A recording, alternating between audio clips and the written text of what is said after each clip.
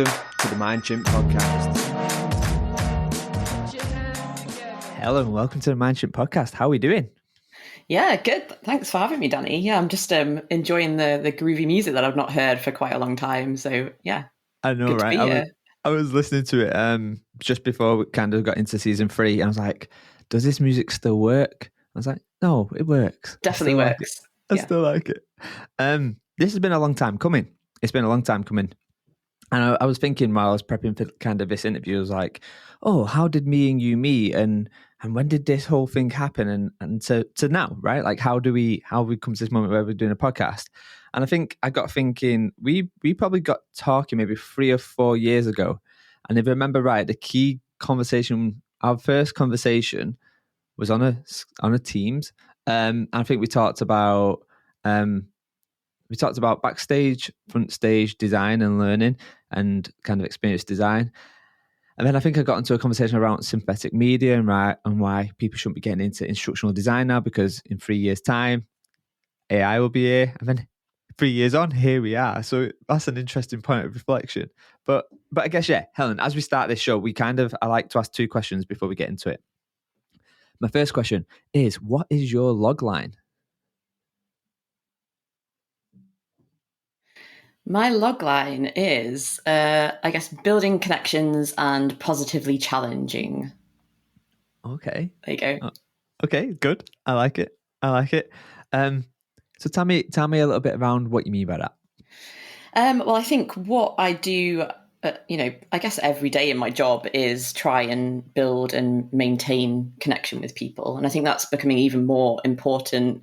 You obviously just mentioned AI, but as I guess our worlds change with the influx of new technology, I think building connections and human connection is just becoming more important than ever. It's always been something that I think it's been important to me anyway, in whatever role I've had, is just talking to people, gaining knowledge from other people, building those connections, building relationships. So I guess that's that side of it. And then the other side of it is positively challenging, because I think there's a lot of stuff that goes on in the industry that either needs to be called out or spoken about or positively challenged. And I guess that's what I like to do on I would say daily basis. Maybe that's a bit too often, but quite often. Nice. I like that. Positively challenged is good. And then I think I'm going to need the insight a little bit later on. Okay, so I'm going to ask you to pick a number now. Okay. And the number what you pick will dictate a question what I'm going to ask you later on in the show. Okay. Right. Okay. So pick your number between 1 and 12. Oh, 7. Oh, my last guest said 8. Okay, so this is a question that I want you to think about, and I'll ask you about it a little bit later on. Okay. So the question what you've picked is, what is the most difficult thing you have ever had to apologize for? Okay, there's probably quite a long list there that I need to start thinking about which one's the worst difficult thing. Now you see why I wait till later on in the session. Okay, cool. So I guess obviously, Helen, we've known each other maybe 3 to 4 years, but there might be people on this show who have never heard of you, never come across you, and they're wondering, who is this person? So maybe, yeah, give us a bit of a whistle-stop tour of your kind of your career, your LinkedIn, if you like. Yeah, I was actually thinking about that 3 or 4 years ago when we met, Danny. I think at the time I was probably a senior learning designer, kind of questioning, I guess, what I was doing with my life, designing kind of e-learning solutions for companies that had a very specific idea of what they wanted, and I was really stuck in this idea that there was just a world outside of e-learning that existed, and how could I kind of bring some different ways of thinking into what I was doing. And obviously saw all the good stuff that you were doing and thought, let's have a chat about that. And since then, so my background is learning design. I think that's where, as you mentioned, instructional design, that's where I've kind of, that was my bread and butter for a while. But worked for a company called Brightwave, who were then Capita as senior learning designer, and then briefly went on to work for Learning Pool before Thrive approached me to come and work for them as head of learning. I'd not, even though Brightwave had a learning platform, it wasn't really part of my role there. And I was really excited, I guess, from a Thrive perspective to come into like learning and skills side of platform stuff rather than just content and creating e-learning. And it's been quite eye-opening, I think, to look at both the content side of stuff, but that other kind of experience of how do we create those learning experiences for people from a platform perspective. So yeah, worked for Thrive as head of learning and then was promoted into the role I'm currently in, which is chief learning officer. I think I guess within the L&D industry, a CLO usually means you're an internally focused role that oversees the learning and development opportunities for a whole organization. And whilst I guess I do have oversight of that, my role is really focused on, I guess building connection, building relationships, to go back to what I spoke about earlier, and positively challenging in the industry as well.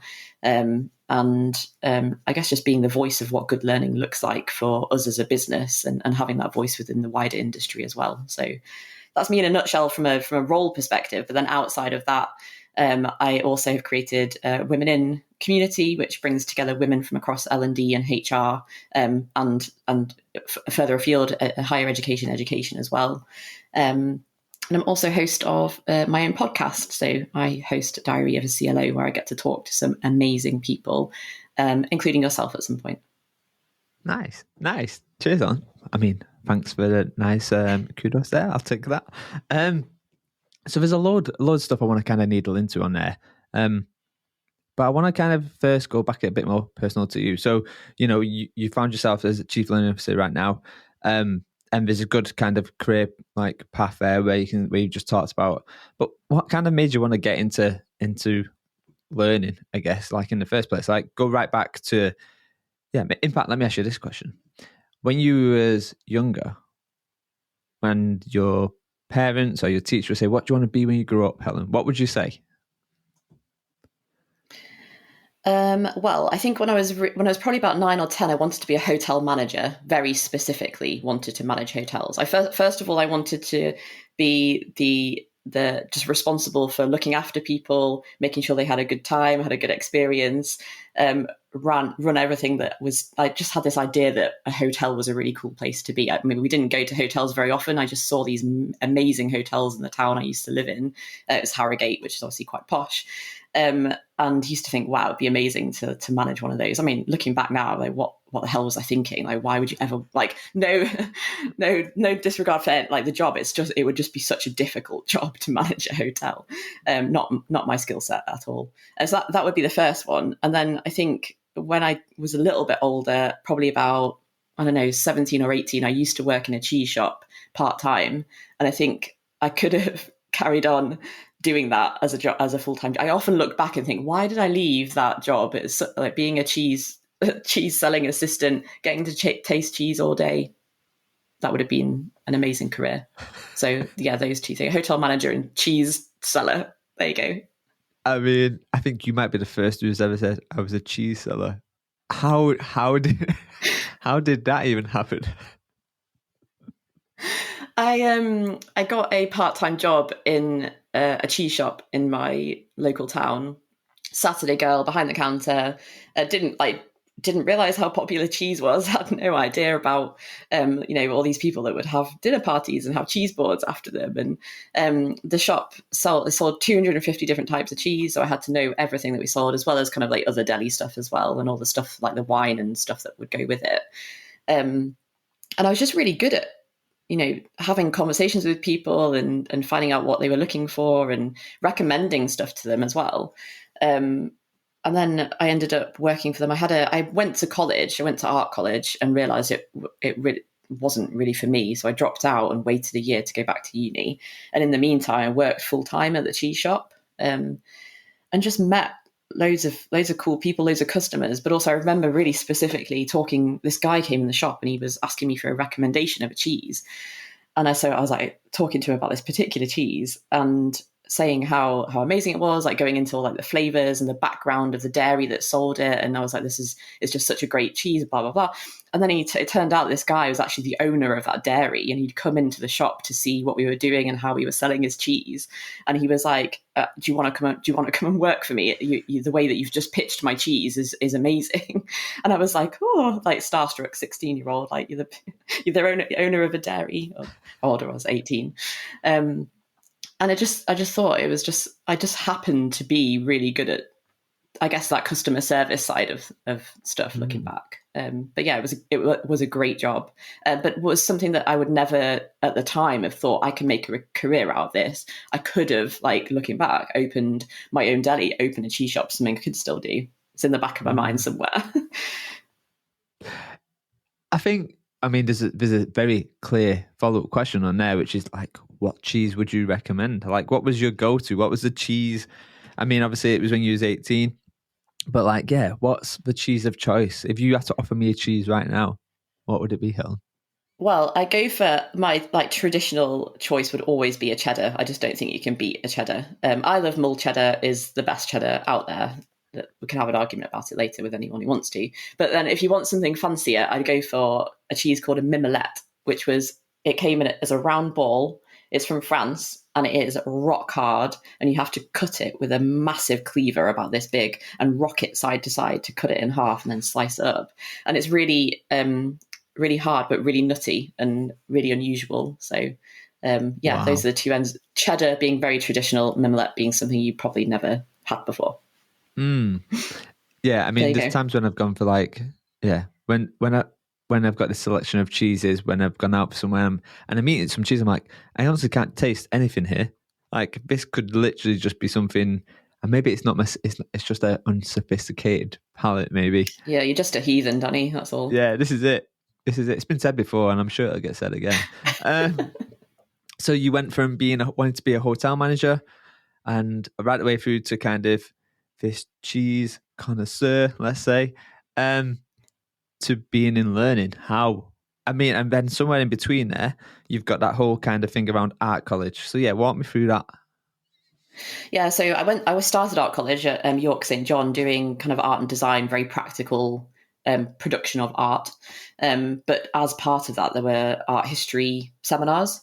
And I'd almost gone to uni specifically to do art history. And every time I had one of these seminars, which I think was like once a week, I thought, this is actually what I want to be doing. I don't want to be doing the practical side of stuff as much as I enjoyed it. It didn't kind of light that spark for me. So I went back to uni to do art history at the University of Nottingham. And that was like really where I just had this idea in my head that I was gonna end up doing a PhD. I was going to become a lecturer, and I was going to lecture in art history. And that was what I had my mind set on, from probably not straight away, but towards the end of my bachelor's, definitely. And then I did a master's, started a PhD, and was very much kind of on track to do that. And then I realized, like, halfway through my PhD, I don't want to be a lecturer. It's not actually like, it's just not what I envisioned. It's quite interesting because I think I found it really difficult to come to terms with how subjective art history was. So I'd be researching something quite particular, obviously for a PhD. It was on 1960s conceptual photography, and I'd argue kind of that we should be looking at this idea around these photographs, and then someone would come in and say, well, I don't agree with that, and here's why. And we'd end up having a quite heated conversations around it. And I just realized that actually everything is just so subjective that it doesn't actually mean a lot. And it's really hard to kind of, I guess, verbalize what I really mean by that, because it's good to have debate, it's good to have different opinions, but it kind of made the whole process of being an art history PhD or a lecturer pointless to me, because whatever you said, someone could argue against in the opposite direction anyway. So it really lost a bit of value for me in that respect. And so, yeah, I dropped out of that and ended up just qualifying with an MPhil at the end. I did a, I don't know, 60, 70,000 word thesis and still got a qualification at the end of it. But yeah, I just realized lecturing wasn't for me. And then I was at that point where I thought, I don't really know what I want to do with my career. Hadn't really necessarily, at that point, I'd been thinking I was headed in a certain direction and then just didn't have anything to go towards. But I really needed a job as well. So a company in Nottingham called BYG Systems, who I think still exists. They do bespoke e-learning solutions for customers. They were advertising for a script writer, I think the role was at the time. And I thought, well, I'm good at writing, good at researching. They wanted a huge list of qualifications for a graduate role, but I needed a job. So I thought, okay, went to interview, and I always tell this story about the interview because it just sticks in my memory so vividly. I had a 3-hour written exam for the role, which was just ridiculous. Like they asked me to write a whole script for an animation. Looking back, I didn't really know what I was doing because didn't know what a scriptwriter was, didn't really know what e-learning was, didn't know who the company were. I was just like, just winging it essentially. Wrote down this 3-hour test, and that was fine. So they called me back for an interview, which was the next stage after that would have been a face-to-face with the managing director. And halfway through the second interview, they said, oh, the MD's actually in his office, come and meet him now, and kind of threw me in the door with the MD, totally unprepared. Wow. And the MD, as I was sitting opposite him, he was looking at my paper CV because it was a paper one, he'd printed it out. And he was like, okay, really looking over it in what looked like a lot of detail. And then he was like, tell me, what do you think a good leader looks like? So I was like, well, someone that you can look up to, that you respect, that you can build trust with, blah, blah, blah, listing off all these things. And then he said, no, you're missing something. And so I started listing off more things that a leader could possibly be in my eyes. And he just kept going, no, and getting really kind of annoyed and irate that I wasn't listing what he was expecting me to. And then he said, a good leader needs to be prepared to be hated. And that's the answer he'd been looking for. And that should have told me a lot about his character and the relationship we'd probably have from that moment on. But I was like, okay, right. I'm not sure. I didn't say this, but I was like, I'm not sure I agree with you, but okay. Anyway, they offered me the job. And so I ended up in the e-learning space, having never known anything about it before. And yeah, I guess the rest is history there from moving from that kind of e-learning back. Quickly realized that a lot of the skills I had, so obviously spent a long time researching, writing, academic research, but other types of writing as well. I'd been involved in a lot of digital projects at uni. I'd actually managed the learning. Because I did teaching as part of my PhD, I'd actually managed modules via Moodle. So I had been involved in that kind of LMS side of stuff without necessarily knowing, which tells you a lot about how those kind of systems are run in a university as well. So I quickly realized, actually, I've got more experience here than you're kind of letting me play with. You're saying that I'm only just worthy of being a scriptwriter in your organization, but actually that's, ignoring a lot of the stuff that, I'm capable of. So I was there for 5 months, learned a lot about the industry, about what was good about it, what wasn't as great. But it definitely wasn't the space I wanted to stay in. So moved on, to a global corporate organization called Thomson Reuters, who you probably will have heard of. It's fascinating when I speak to people from learning development and people who are still in learning development. No one really has a career path to getting into learning development. There's certain people who will have this natural career path, they'll know what they want to do, but I reckon if you reverse engineer, someone somewhere has formed that opinion, probably someone from L&D, one way or another, or HR. But often you just fall into it by accident. When I think about the people who I know very closely, when I've spoken to them about their kind of way in, it's always by accident.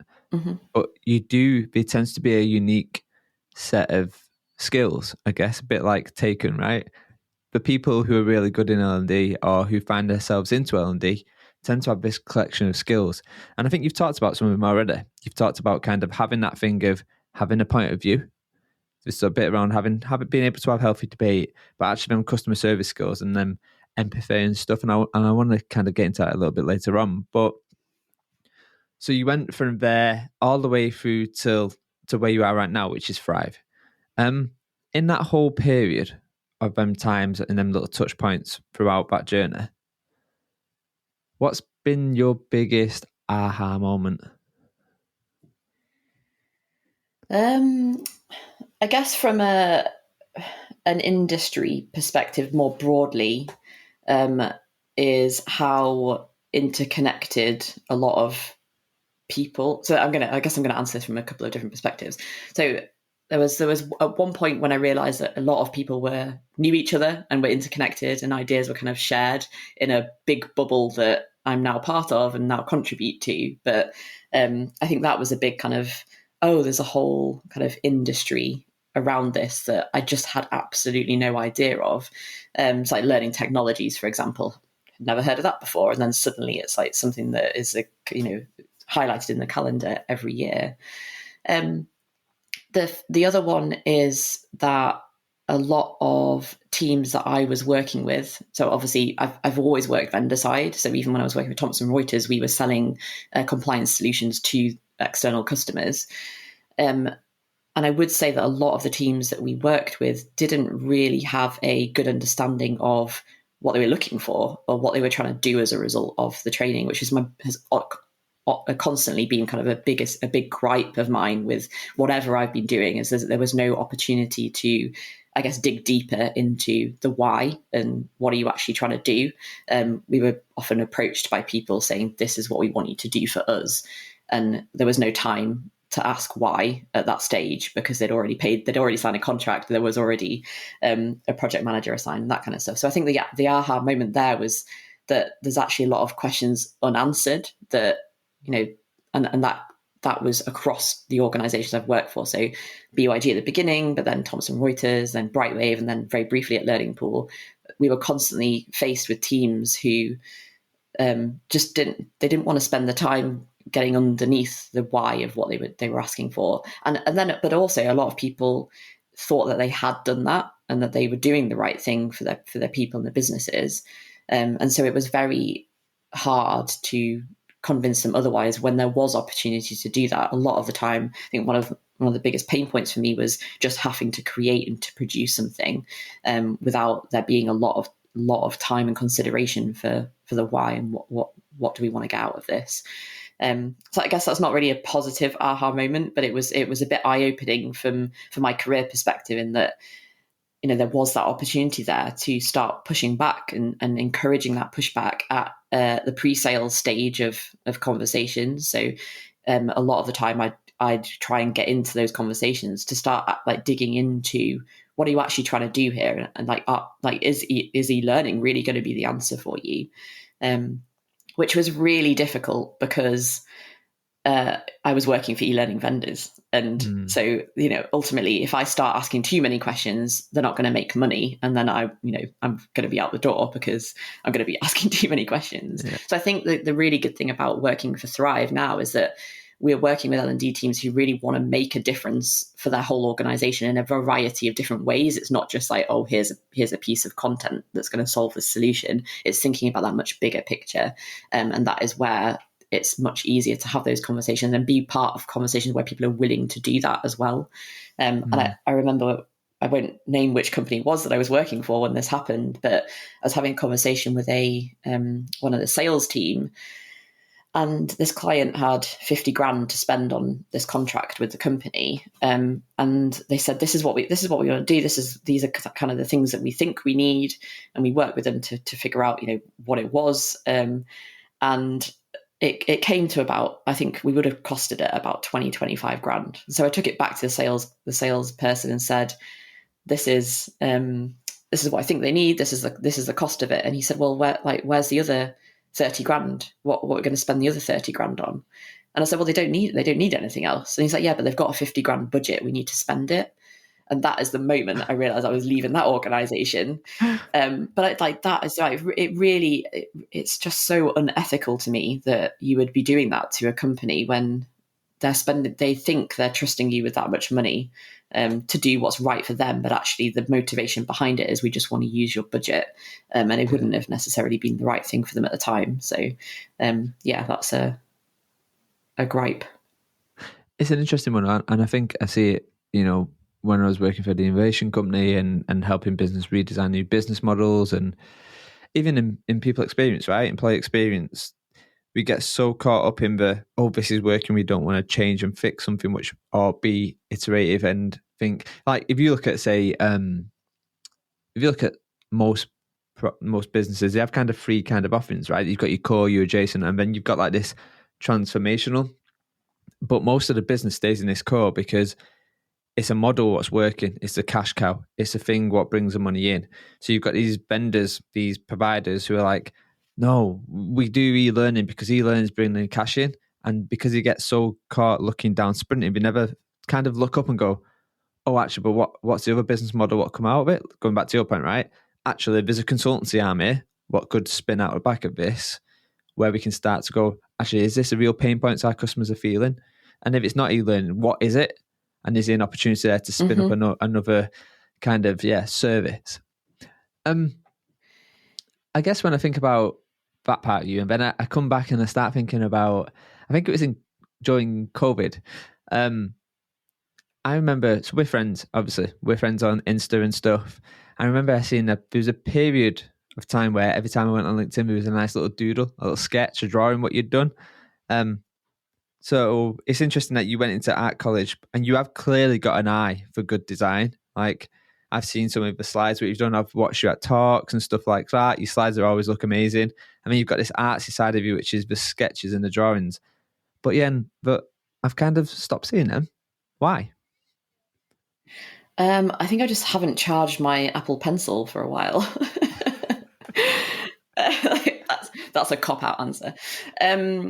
Yeah, it's a good question, to be fair. I think so. I actually started. As you say, I've always been arty. Like every school I've been to, like art was the thing that I did. I've always had an eye. My mum's an artist as well, so it's definitely where I get it from. My dad can't even draw a cat if you asked him. So it's definitely my mum's genes that I've inherited there. And so I love doing like the creative, like crafty side of stuff with my kids as well. Like that's something that I love doing. And so when the pandemic hit, I thought, I'm going to get into. So I was actually pregnant at the time, and then Mabel was born in July in 2020. So she's a pandemic baby. But during that period when I was on maternity leave and just before that as well, when the pandemic hit, I thought I'm just going to try and learn something new. So I bought an Apple Pencil, got Procreate on the iPad, and just thought I'm just going to see what happens. And I actually quite enjoyed it. So I thought, well, as many people did during the pandemic, I set up an Etsy shop and started selling stuff. Again, not really done anything like that before, just kind of took a chance and started creating a lot of cards actually, but also prints as well. And yeah, that just kind of took off. I actually sold quite a lot of cards. They were called, what were they called? Motivational magpies, they're little postcards with things on, but then other drawings as well. And then I guess as I got back into proper full-time work, I just didn't have the time with 2 kids and a full-time job, just didn't really have the time to do it as much. So yeah, I guess it's just kind of fizzled out. And I do it every now and then. I do pick it up, and sometimes Rory and Mabel use the iPad to draw on as well. But yeah, it's definitely taken a back seat to life. I think the thing is, I quickly realized that being on screen all day and on a computer all day, I then didn't want to pick up an iPad and start drawing. So I do often sketch with pens and pencils, but yeah, the digital side of stuff, which is, I think it's probably the stuff that I share because it's easier to edit. Like the stuff with my pen and pencils, probably just a bit shit. I want to see him again. I used to enjoy him. So maybe this, I don't know if this came up actually when we very first met. Like, I think at the time you were thinking of bringing me in to do a talk or a workshop or something. And I think that's how I end up finding out about your sketch. I think you was talking about him at the time. I think, I can't remember, I can't picture it properly now, but I want to see him again. I used to be a keen drawer as a kid, and then I lost that skill. I didn't do it. And I remember I tried to pick it up a few years ago, and oh my God, it was shocking. But yeah, I want to see him again. You do have to. You have to kind of you definitely have to practice. Like I've always had this thing, like, oh, I'll just be able to pick up a pen and pencil and be able to draw something in the way that I used to be able to. And it's definitely not that easy.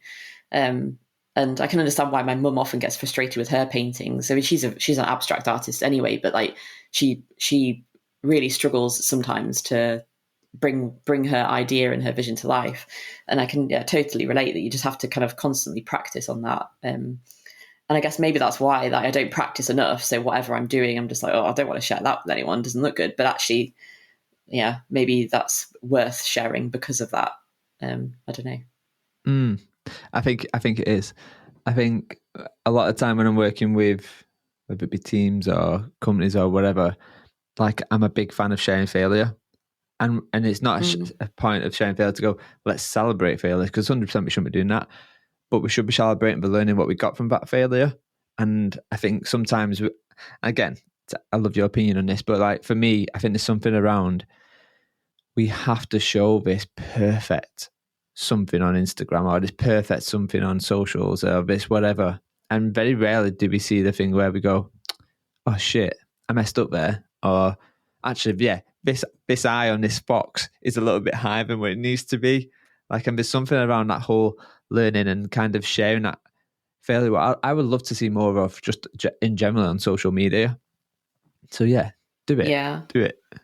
Yeah, I mean, social media has a lot to answer for in that regard. I think, like, from a keeping it real on a life perspective, I feel like that's what I'm doing at the moment with my training for the half marathon, where I'm sharing like my failures and my injuries, which I know you've seen, to kind of keep it real. So what I'm doing there is creating a log for myself of where I started and where I'm going to end up, hopefully crossing the finish line of a half marathon, fingers crossed, if my ankles and shins hold out. And that's kind of, I'm sharing it to remind myself of the times that it was really hard and the times that it's been really good as well. But I think, yeah, from that failure perspective, it's something we talk about a lot, but Thrive, but also outside of that in the women in community as well, like failing fast and learning faster. Just like is that saying that people use, and it's true. It's true to show that side of yourself is important, and it's I guess it's where you do your most learning, isn't it? Like everyone has to there is always failure in what you're doing, but it's then the progress after it that's important. So what's made you do this half marathon? Like, what's been the thing where you've gone, I'm going to do it? Like, tell me about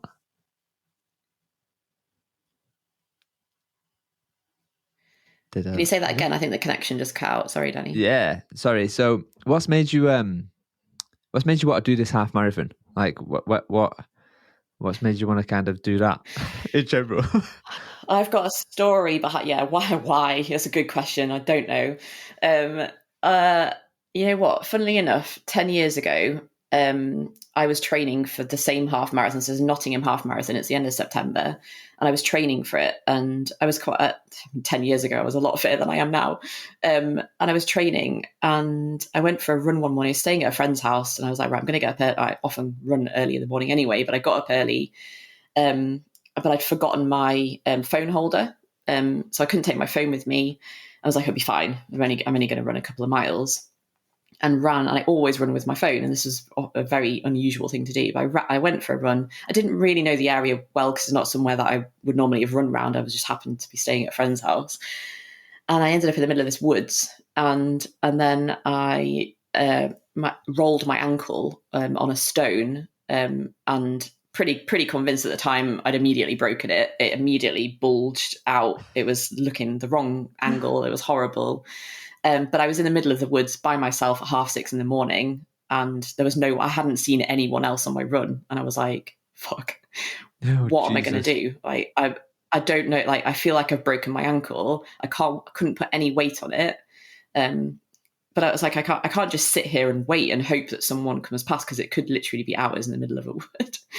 So I just somehow, I guess the adrenaline kicked in, and somehow managed to like hop or hobble to the edge of the woods, which it probably wasn't that far in hindsight. And I had to flag down a car. And the first car, I was in a pretty dodgy area of Nottingham. The first car that drove past was a white Beamer with blacked out windows. And I was almost going to say, I'm just going to actually carry on driving. I don't want you to pick me up because it looked so dodgy. Yeah, I'd just rather hide in a bush, and yeah, someone will find me someday. And luckily, the guy that was driving it was a doctor, what are the chances? And he was like, yeah, that looks broken. I'll take you to the QM, to the hospital. And I was like, well, I don't want to go to hospital without my phone. So I was like, could you just drop me back off at my friend's house? And so I can get my phone and my purse, and like I can like actually have stuff with me to go to the hospital. And he was like, okay, it's around the corner. So he dropped me off. I woke my friend up. He was still asleep, and was like, you're going to have to drive me to the hospital because I think I've broken my ankle. It turns out it was a tiny hairline fracture, like really tiny hairline fracture. But that kind of knocked the half marathon on the head. And then it just kind of, that idea just kind of disappeared and never really thought about it again. And then, and you know what? I don't actually know what sparked it this year, but I just thought I'm going to do it. One of my friends asked me to do it with her last year. And every time I started training, I just started getting ill. It was probably training over winter, got quite a few colds, and it just wasn't going anywhere. And so I thought this year I'm just going to do it. I'm just going to start training. So I think I started training in about April. And it's been an up and down journey, realizing how old I am with all the injuries that I'm facing. But yeah, hopefully end of September, 10 years after I originally planned to do it, I'm going to cross the finish line. And also there's a lesson in that, is like never go running without your phone. Yeah, 100%. I think it's there's something around that thing of an uncompleted goal, right? An uncompleted task. There's a law for it. I can't remember what it is, like a theory or whatever, but it's like you remember the things that are incompleted more than the things that are completed. But that whole scene, what you just said there, reminds me of something like what you'd see on like Crime Watch. Do you know what I mean? Going for a jog at 6:30 in the morning, they roll their ankle, they end up dead. It's like it's a whole scene thing. It could have been a lot worse. Like that, if that car had been dodgy, like I don't know what I would have done. Like I was at that just point where I'm in so much pain. Young, like obviously young woman on the side of a road in distress. Like just don't know what could have happened. Like looking back now, I was extremely lucky that it was a nice. And to be honest, like the likelihood of it being someone dodgy would have been very. I guess it would have been unlikely. But yeah, it's a good story. Nice. It kind of reminds me of like, yeah, sure, there's room in my boot here in the car. Feel free to jump on in and you'll never see anyone ever again. Oh, wow. Yeah, I wouldn't have been able to run away because I couldn't run. Yeah. So, I would have been fair game. Wait and just see what happens next. Whole role play going on there. So I guess, okay, so you go from you running now and you're doing this kind of half marathon. And I guess the thing what I'm kind of thinking about is your whole kind of journey is you get into this space of selling cheese, into learning one way or another. Before that you went to be a hotel manager, and then like you've got all these other little tasks going on. And I guess what I've probably noticed over the last maybe year is obviously there's a running thing what you're doing now. There's a podcast what you're doing now as well. This Diary of a CLO. So I want to needle into a couple of them just to kind of see like what are these things, what are motivating you to do these things. Obviously, the running is more of like a personal, and then I guess the Diary of a CLO is personal and professional. So yeah, tell me about that. Like what's made you want to do the Diary of the CLO? I think that, like you say, that's from a kind of a Thrive perspective as well. But I think that comes back to this idea of kind of positively challenging the industry to put kind of voices out there that, yes, are kind of well known in L&D, but then bringing people from outside the space into the conversation with, I guess, a lot of similar themes. I think it's normally around kind of leadership, people management, emotional management, mental health, human connection, building relationships, that sort of stuff. That those kind of themes kind of interlink in a lot of the conversations we're having.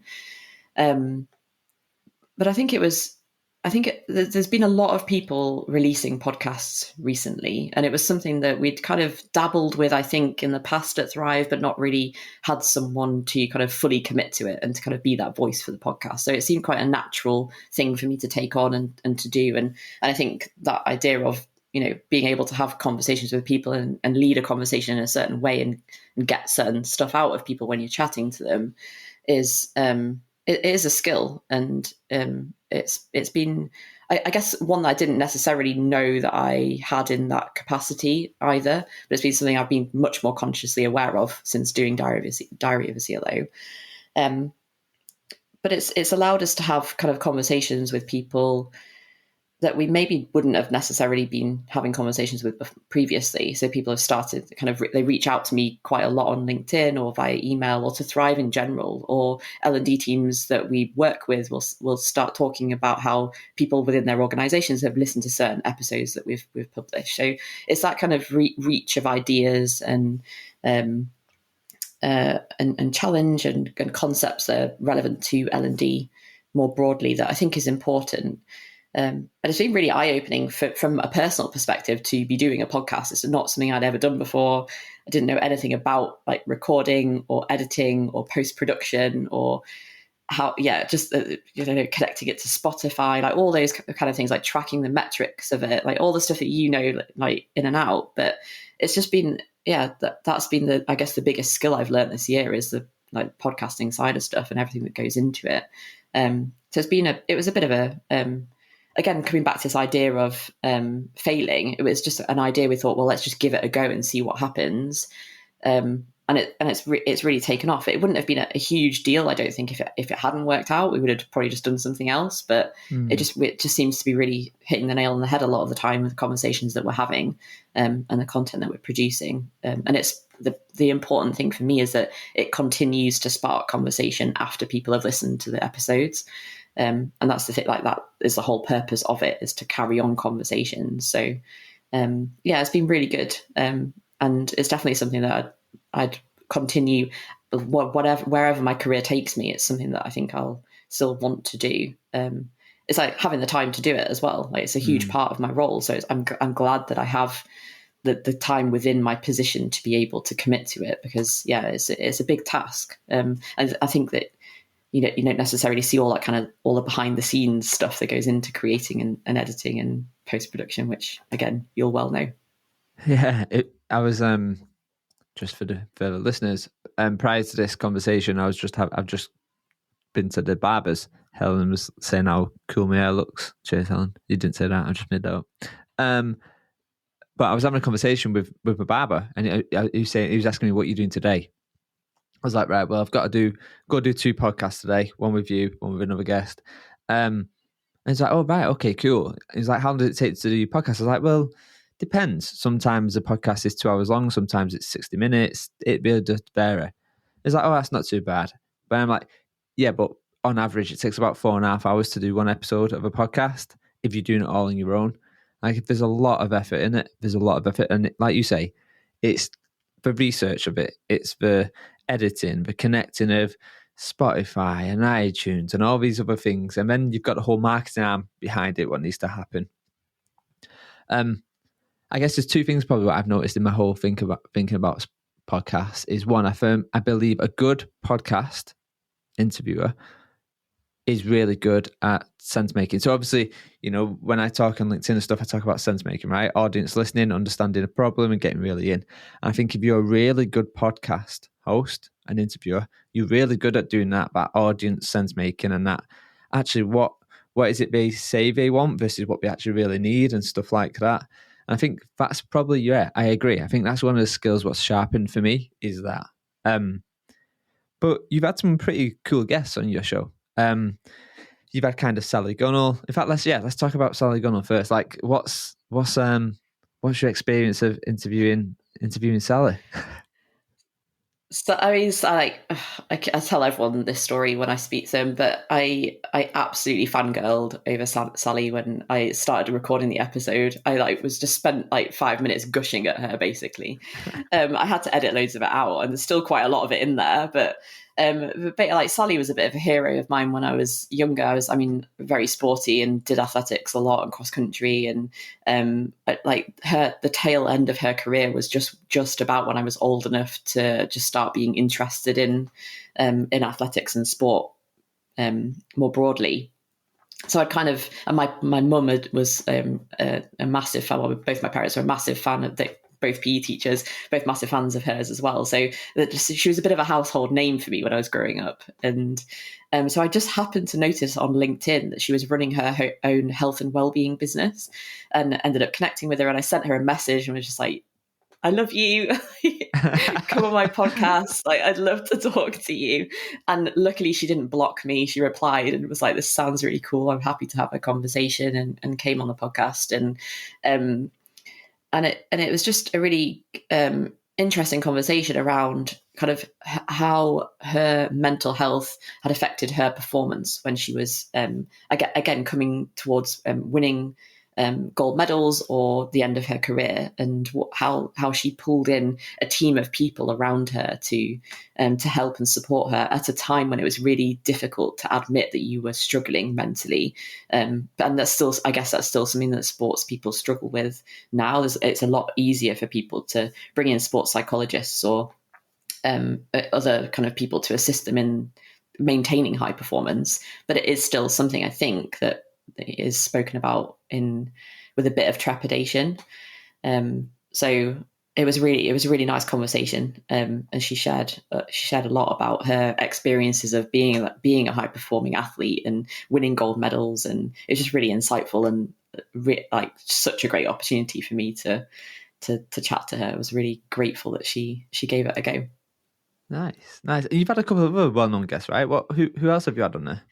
Yeah, so I had, I guess the most famous person I've had is Stuart Broad, obviously England cricketer. We recorded that episode live at one of our Thrive client events. And that was the first time I'd ever recorded anything live, like a podcast, I guess, or a Q&A kind of interview, as that was nerve-wracking. But then to do it with Stuart Broad, again, very famous sports person. I'm not a huge cricket fan either, so that really kind of pushed me out my comfort zone, because I didn't really know, like, I know the kind of some of the like lingo, but really couldn't tell you like who's who, or like what does a good score look like, or like what Knight's batsman, I can't even say it, means. Like I didn't really, like, I felt really out of my comfort zone, because I thought, like, what happens if he starts talking about like these things that he expects me to know? So I'd done quite a lot of research beforehand, and like you say, like the research takes a lot of time. But fortunately, like, he is so, I mean, he's just retired, and he's now got a contract with Sky Sports commentating on the cricket. And it's not surprising, because the way that he articulates himself and the way that he comes across is so professional, but eloquent, and he just tells a really good story, and he's just so down to earth. So he made my job really easy, thankfully, at during that interview. And he shared more than I expected him to as well, which was really nice. Because I guess the worry when you're interviewing someone is that they don't go that kind of step further, and they just answer the question that you ask them and then don't expand on it. And that I was a bit worried about whether it would feel a little bit static when I was talking to him, but it was the opposite of that. And he engaged the audience and just spoke so well, and he spoke a lot about sports psychology and how he'd like not really given at the time, and then how that changed his career path. And he actually spoke about what retirement would ideally look like for him, like retiring on his own terms at his own time. And then a few months later, he retired. So it was great content for us, releasing clips of him talking about what retirement would look like. Very convenient. But it was such a great opportunity. And that was a great experience. But then we've also spoken to Alex Hales as well, also a cricketer. But his kind of career was a bit shrouded in controversy, because he failed a couple of drugs tests, and he was dropped from the England team. And we were talking much like about how he has fought his way back, and how he's doing so well at what he does now. And that's the first time he'd ever done a podcast for anyone. So it's a bit nerve-wracking for him to do that. And nice to be to have that opportunity to, I guess, give him the space to talk. And then we also had Dan Murray Serta, who's a podcast host, Secret Leaders podcast, which is, I guess, one of the top performing podcasts in the UK. And he is also the founder of Heights as well. So yeah, there's been lots of episodes, but like every people often ask me, what's your favorite episode? And I honestly can't answer, because I've got something different out of all of them. And Stuart Broad would be an easy one to say because of the whole experience. But then I've had conversations with like Alex Bailey from a consultancy firm called Bailey and French. She kind of opened my eyes to thinking about the way that you think about your team and how people kind of pick up for other people within a whole team, instead of thinking about an individual as a high performer. It's how do they function within a team. And when I say it kind of out loud, it might not make much sense without the additional context of what we were talking about. But when I say it out loud now, I'm like, why have I never really thought about that before?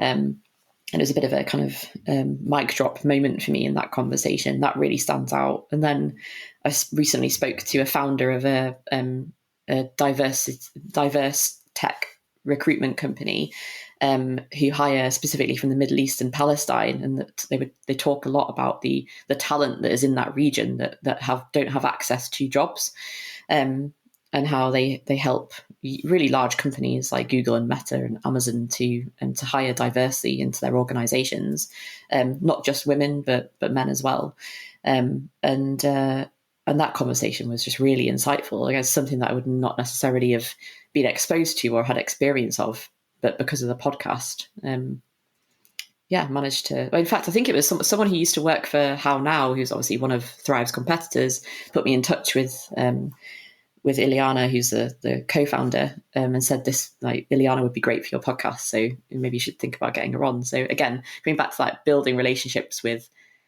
other vendors in the industry or other people in the industry, like, you just don't know like what opportunities are out there, and that's why building connections is so important.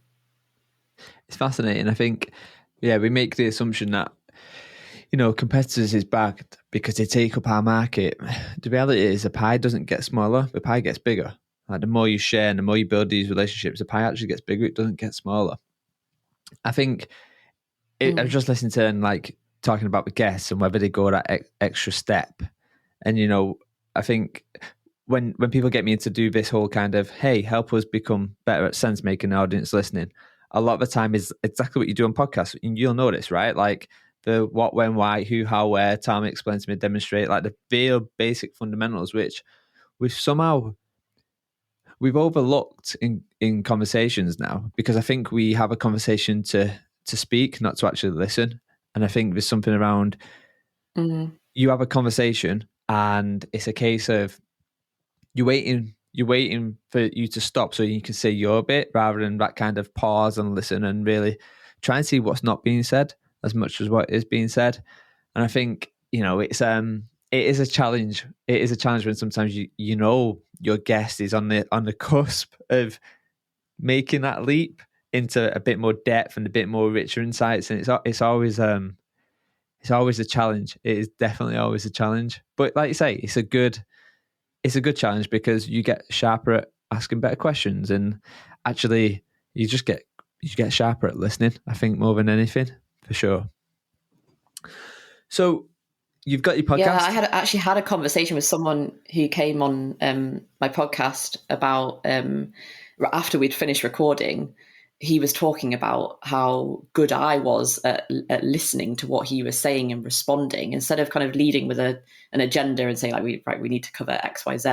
And we were talking, so then we got talking about active listening and how important it is when you're, in any conversation, not just a podcast, but actually paying attention to what's being said. But then thinking, I guess, also in the back of your mind about pulling out those ideas and the direction that you want, that is going to be useful for your audience too.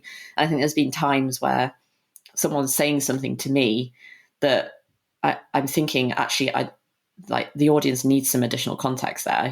They're not going to fully understand, what you're talking about, or you've not really said it in exactly the way that they think they're saying it. So how do you then like kind of dig into it more without being like, what are you talking about? Kind of expand on this.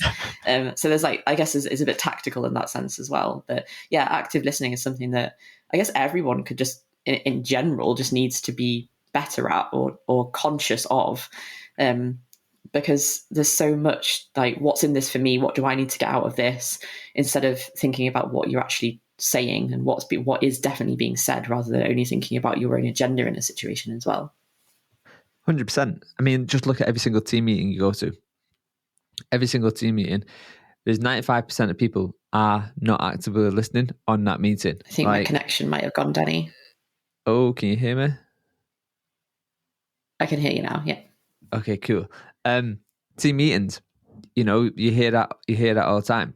Like, everyone gets on a team meeting, and the reason why your team meeting expands usually is because there's no kind of rigor to what everyone's getting together for anyway. But it's because people aren't actually listening. They're waiting because they've got an opinion, and this opinion is something they've got to get across without actually going, my opinion has now changed, and actually I'm allowed to change my opinion. I don't need to say this thing. I don't need to say that thing. Honestly, 95% of piss poor meetings and just bad time drags is down to that difference between listening and active listening. But I want to take away from the podcast for a second, and I want to kind of get you into this whole space of, in fact, no, I was going to take you into the communities where you built. But before that, let's go back to that question, what I asked you right at the very start. So actually pick a number. I think you picked number 7. And the question was, what is the most difficult thing you've ever had to apologize for? Anything come to mind? You mentioned you might have a few, but yeah, what's a big one? I'm sure if I had more time to think about this, the list would be enormous, which maybe tells you something about the way I think about myself, Danny. I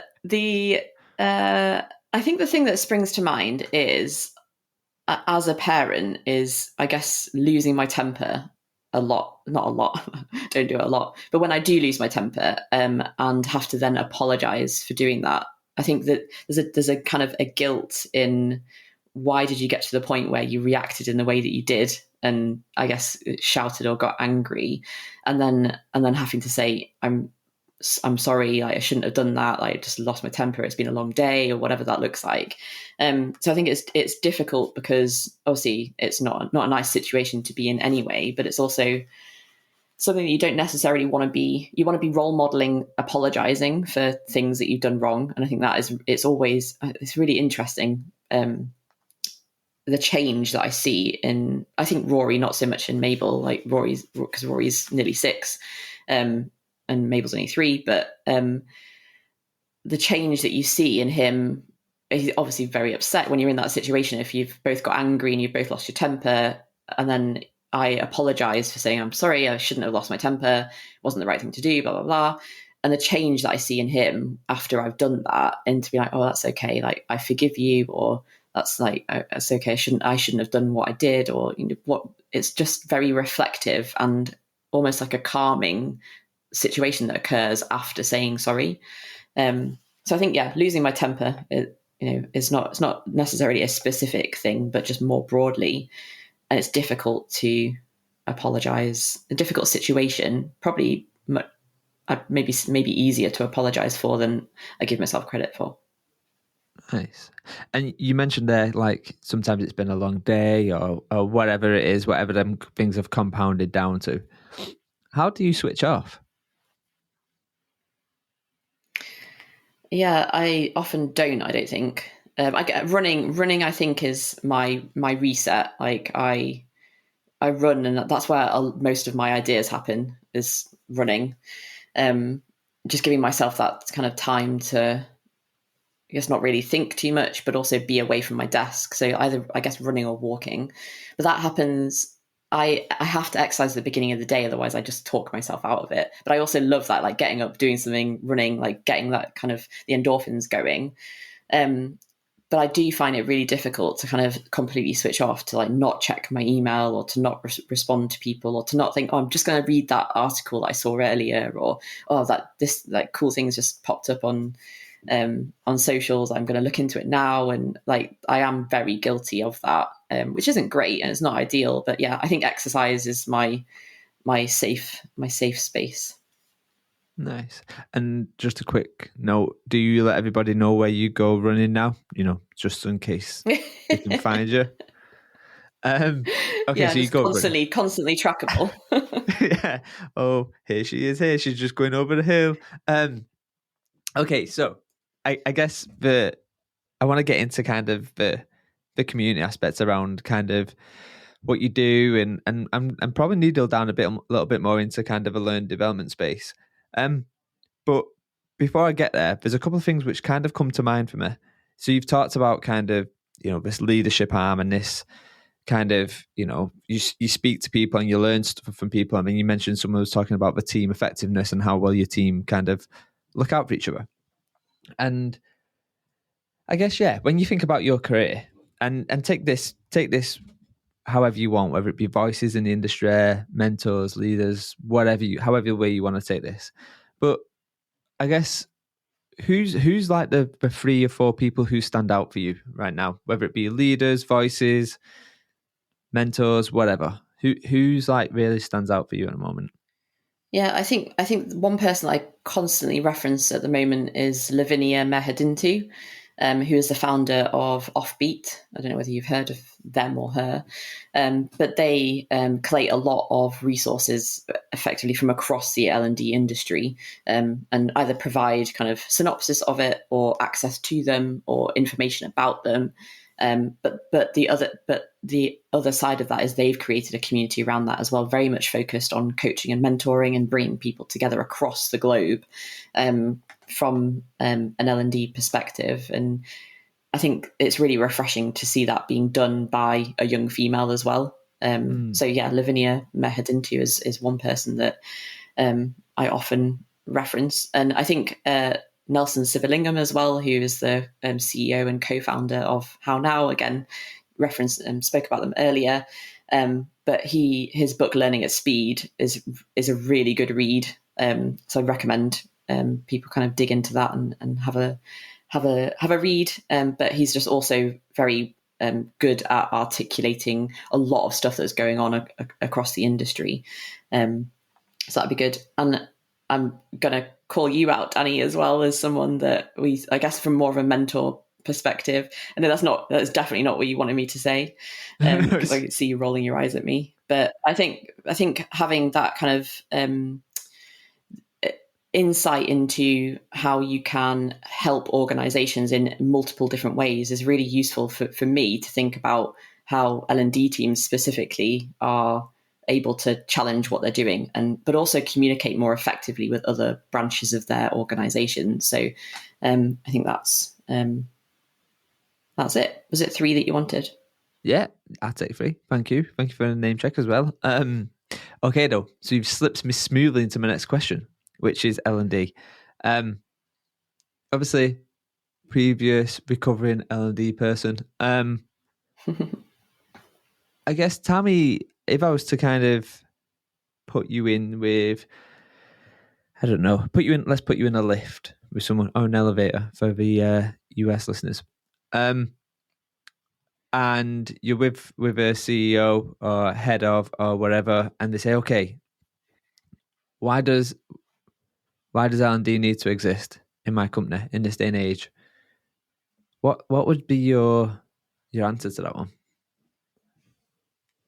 Well, I think this is precisely the situation that a lot of teams that we work with or that I've worked with in the past face and aren't able to answer effectively. And that's because they don't have the data or the impact or the understanding of what they've actually done and the impact that it's had on. Oh, sorry, can you not hear me, Danny? I can now. Go for it. Okay. So yeah, I don't know whether you caught the beginning of what I was saying there, but I said it's precisely the situation that a lot of L&D teams that we work with, and then previously who I've worked with in the past, find themselves in that exact position, but are then unable to say what the impact or outcome of whatever it is they've been doing is from a data perspective and an impact measurement perspective, because they've not thought about how they can track that to start with. So I think if you're in that situation, you should already have been figuring out what it is that what the problems are that you're trying to solve, and how those problems align to those organizational objectives, and creating some what would be tangible measures of whatever the change is within your organization. So that's from an L&D perspective, working with cross-functionally across the organization. So I think the key thing there is L&D has been quite siloed in the past, not necessarily working as effectively as it could with the people who probably hold the data they need. So thinking, I guess, from the perspective of a lot of L&D teams feel like they're starting out from scratch with data, when actually there's a lot of information your organization already has that you can lean into. And so whatever it is that you're doing needs to be recognized as a real problem for the business or for teams or for departments or whoever it is that you like, however your organization is structured. And you need to be thinking about those the way that you're going to prove the impact. So if you're in that conversation, having a conversation with a CEO who's asking what the value of L&D is, I guess you're in trouble, because you should already be able to be coming in and saying, we've done this and this is the outcome it's had on our organization. I've been a bit of a roundabout answer to your question there. No, this is good. This is good, and I think you hit the nail on the head with one part of it as well, which was what you do for the business. I think, from my point of view, I think L&D, what is, when I was in it, you can get rid of it tomorrow. I think the future of L&D is quite exciting, and I think the future of L&D has to move from L&D to just being this kind of this problem solving team.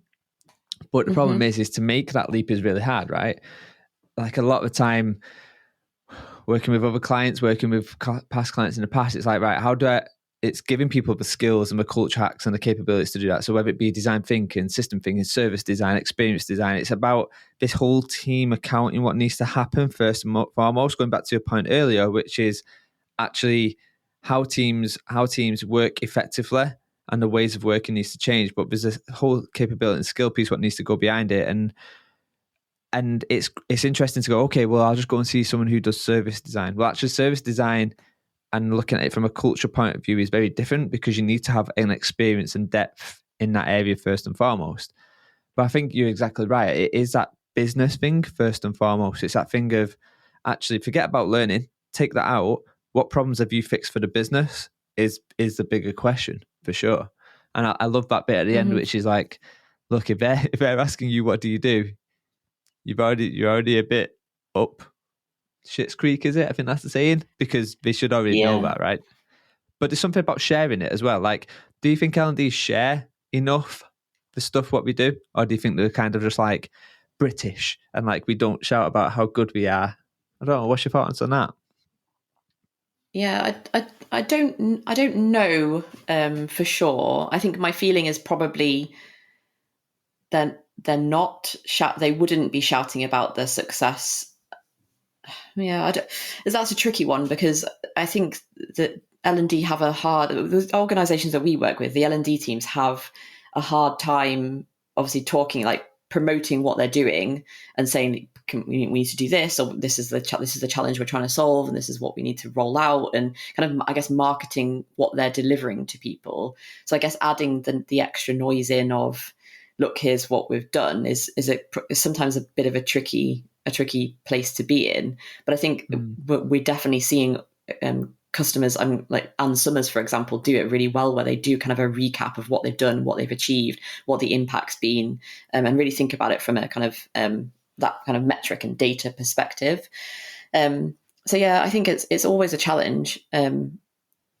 And I think actually from a remote or hybrid perspective, shouting about stuff needs to happen more regularly, because if you're not together often and you're not overhearing things or just having a casual conversation with someone, you need to go that kind of extra step further and really say, like, this is what we've done, this is what we've achieved, and bringing the right people into that conversation as well. I mean, ideally, in my mind, an L&D team should be having regular conversations and regular touch points with areas across a business, and so people, and that's kind of like building advocacy and building those champions, and then it's something that continues continuously, and that is an ideal, and I know that does happen in a lot of organizations, but where that's not happening and where they're kind of maybe just only starting out on that journey, I think it's even more important for them to then say, actually, this is where we started, this is where we are now, this is where we're moving the needle. But then the other side of that, like, this is where it's maybe not gone the way we expected, and this is what we're going to do about it, and this is why we can still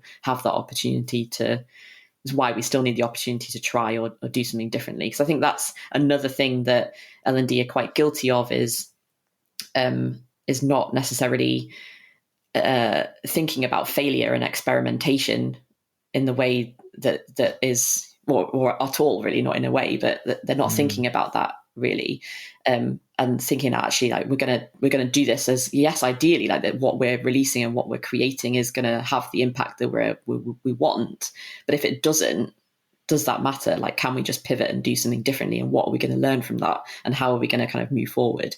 And I think that kind of like experimental mindset is really important to L&D teams. That is, again, probably comes back to your point about upskilling. And that's something that we need to be doing more as L&D professionals, is getting comfortable with those kind of that kind of experimentation mindset, and also that kind of growth mindset, I guess, alongside that. I think you're right. It's, when I look at people who have worked in the past, whether it be people experience teams, L&D teams, whatever else, all these different teams, like, the one thing it always comes down to is actually, how do they work? How's their way of working? Experiments beat pilots every day, hands down. We beat them in many ways. And but yeah, I'm yet to see someone who goes, right, a lot of the time I'm going, we're not going to do this 12-month leadership program. We're going to do it in sprints. Sprint 1, sense making. Let's understand what the problem is, blah, blah, blah. Let's have a look at service. Sprint 2, incubation. This is where we're going to come up with something. And it's this really quick, sprinty approach. Learning, experimenting, rapid learning as fast as possible. But yeah, I don't see many L&D teams doing that. And the one thing we see is L&D teams, on LinkedIn, there's always, we have similar networks, right? Like, we've got L&D people in there.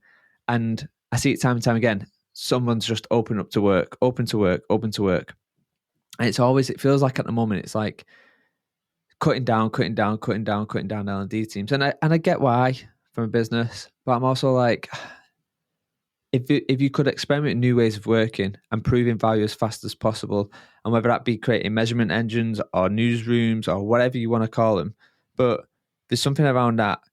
L&D have to change the way in which they work and move at pace to go from 0 to new leadership, or 0 to X or to Y.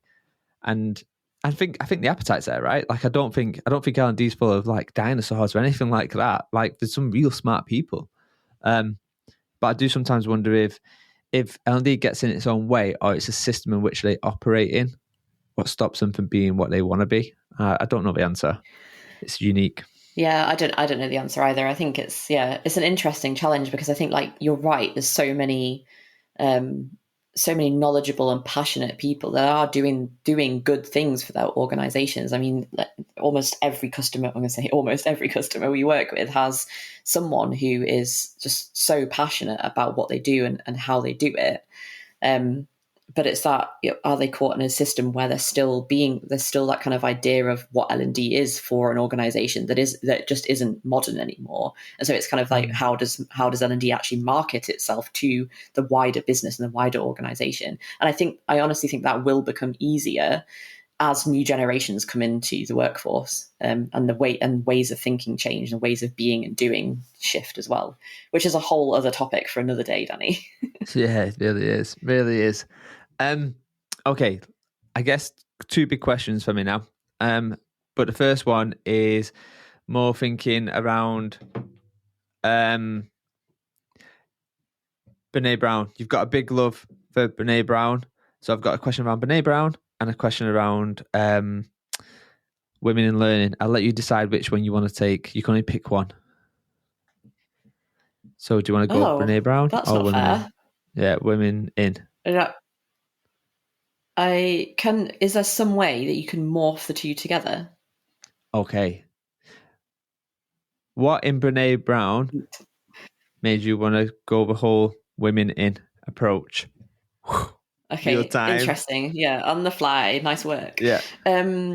Well, okay, so I guess that stems from the reason that I founded Women in the first place was because I was actually having a lot of conversations. So, like, just for added context, the whole, like, Brené Brown is well known for her work on vulnerability and how you can, I guess, show up, in your relationships at work, but both outside work and inside work, in a way that is vulnerable, but also I suppose protects yourself at the same time, and that requires an element of bravery in how you respond to situations and show up within situations as well.